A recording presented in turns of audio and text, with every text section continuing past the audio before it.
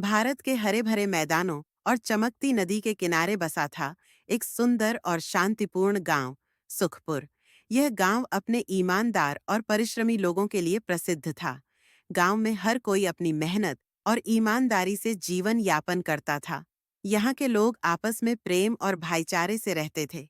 लेकिन इस गांव में एक व्यक्ति ऐसा था जो अपनी चतुराई और चालाकी से दूसरों को ठगने में माहिर था। उसका नाम था धनीराम। धनीराम एक व्यापारी था और गांव का सबसे अमीर आदमी भी। लेकिन उसकी अमीरी का कारण उसकी मेहनत नहीं, बल्कि उसकी चालाकी और लालच था।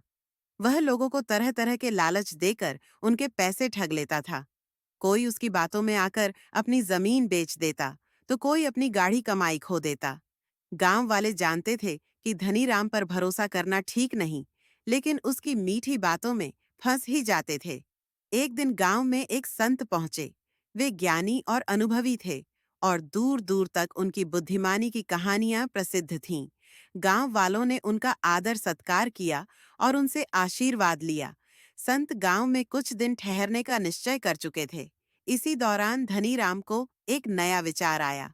उसने सोचा, अगर मैं इस संत को अपने व्यापार में शामिल कर लूं, तो गांव वाले और आसानी से मुझ पर विश्वास करने लगेंगे।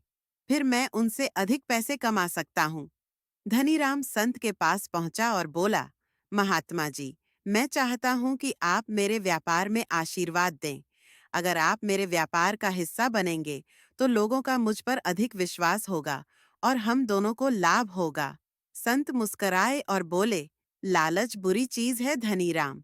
मैं सत्य और धर्म का प्रचार करने आया हूँ, व्यापार करने नहीं।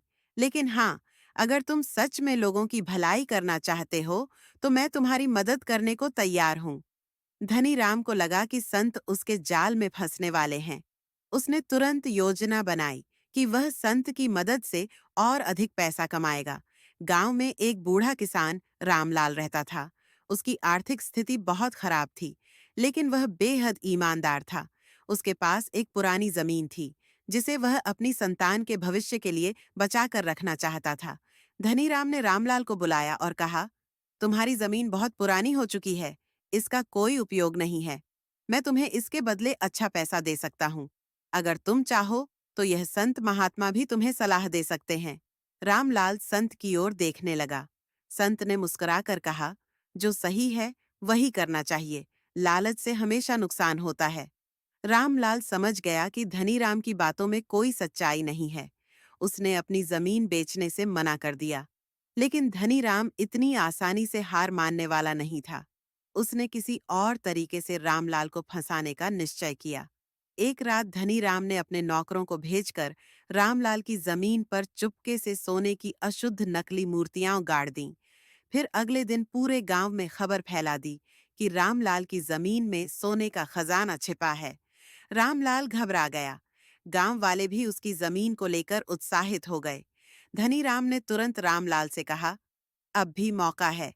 अगर तुम जमीन मुझे बेच दो, तो तुम्हें तुरंत पैसे मिल सकते हैं। अगर खुद खजाने की तलाश करोगे, तो राजा का कानून तुम पर लागू होगा और तुम्हें कुछ भी नहीं मिलेगा। रामलाल को लालच आ गया।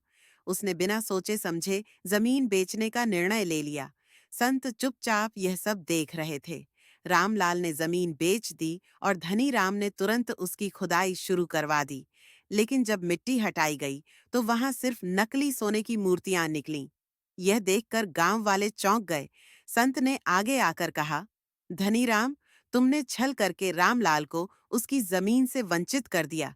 लेकिन याद रखो, जो दूसरों के साथ छल करता है, उसका स्वयं भी नाश हो जाता है।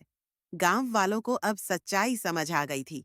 वे धनीराम से नाराज हो गए और पंचायत बुलाकर फैसला लिया कि धनीराम को रामलाल की जमीन उसे वापस करनी होगी और उसे अपने झूठ के लिए माफी मांगनी होगी।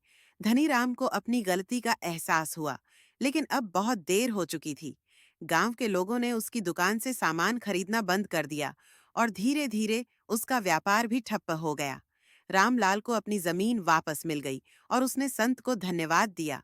संत ने कहा, धन दौलत से अधिक महत्वपूर्ण ईमानदारी और सच्चाई होती है। लालच से केवल नुकसान होता है। अगर तुम धैर्य और परिश्रम से काम करोगे, तो सच्ची संपत्ति तुम्हारे पास आएगी। गांव वालों ने इस घटना से सीख ली कि लालच में आकर कोई भी निर्णय नहीं लेना चाहिए। वहीं धनी राम को भी अपने किए पर पछतावा हुआ, लेकिन अब उसका धन और प्रतिष्ठा दोनों जा चुके थे। संत ने कुछ दिनों बाद गांव को छोड़ दिया, लेकिन उनकी दी हुई सीख हमेशा के लिए गांव वालों के दिलों में बस गई। सुखपुर पहले से भी अधिक ईमानदार और शांतिपूर्ण गांव बन गया। यह कहानी हमें यह सिखाती है कि लालच का अंत हमेशा बुरा होता है। जो दूसरों को धोखा देकर अमीर बनने की कोशिश करता है, उसका अंत हमेशा पछतावे में ही होता है। सच्ची संपत्ति मेहनत, ईमानदारी और सच्चाई में होती है,